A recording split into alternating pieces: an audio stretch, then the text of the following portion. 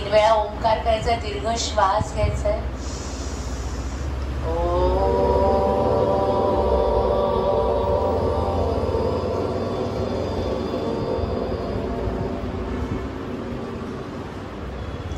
पुन्हा श्वास घ्यायचा.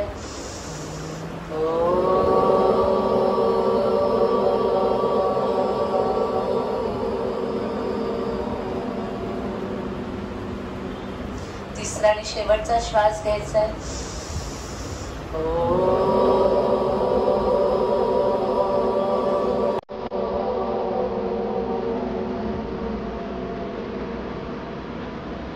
विचार करायचा आहे, स्वामी पर्यंत ते धनाने आपल्याला पोहोचवलं आहे आणि साक्षात स्वामी समोर दिसत आहे आणि त्यांची मानस पूजा आपण करत आहोत.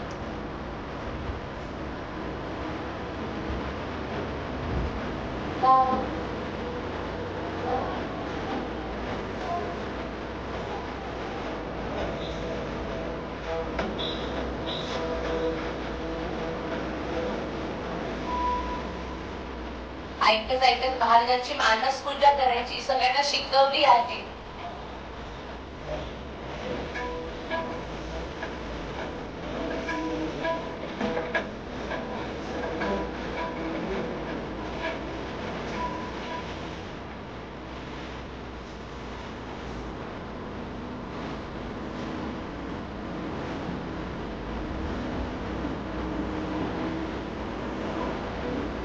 महाराजांच्या चरणांवर पाणी घालायचंय, पंचामृत घालायचंय.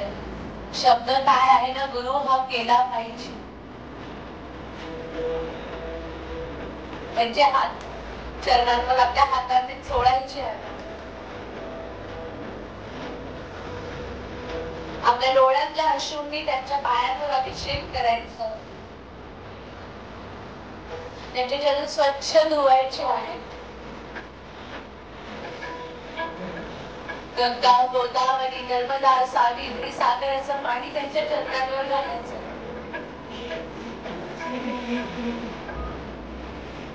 स्वच्छ चरण धुवून झाले आहे. त्यांना हिना अत्तर खूप आवडतं. अत्तराची बाटली आपल्या हातावर उलटी करायची आहे. दोन्ही हाताने त्या चरणांना ते अत्तर लावायचे. प्रत्येक क्षणाला ती कृतज्ञता वाटली पाहिजे की एवढे मोठे गुरु आपल्याला मिळाले आहेत. कुठल्या जन्माचं आपण नशीब गोळा करून आलो आहोत आणि आपल्याला हे गुरु मिळणं हीच मोठी भाग्याची गोष्ट आहे. आणि स्वामींसारखे गुरु आपल्याला मिळालेले आहे, याच्यापेक्षा मोठं भाग्य काय आहे आपलं. चंदन उगाळून ठेवलेलं आहे. दोन्ही हाताला भलं मोठं चंदन घ्यायचं. महाराजांचं एक एक चरण घ्यायचं. तुमच्या अश्रूंचा त्याच्यावर अभिषेक झाला पाहिजे.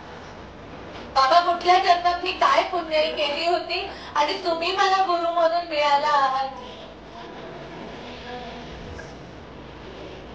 खालून वरती ते चंदन लावायचं आहे.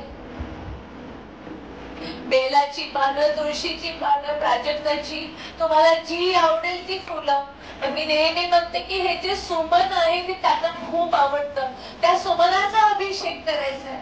बाबा, सुमन नाही झालंय माझं अजून, पण जे आहे ते तुम्हाला वाढते. ही अशी मी आहे आणि ही तुमच्या चरणी मी अर्पण करते स्वतःला. काय चांगलं वाईट तुम्हाला घ्यायचं नसेल, चांगलं ते चांगलं करून घ्या.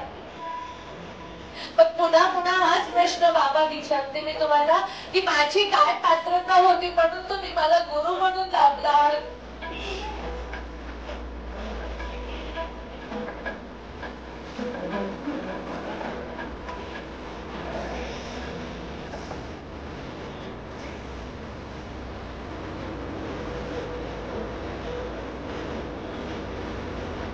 पंचामृतीने आवळायचं आहे. पंचामृतीत काय टाकायचं आहे? काम, क्रोध, मद, मत्सर, लोभ.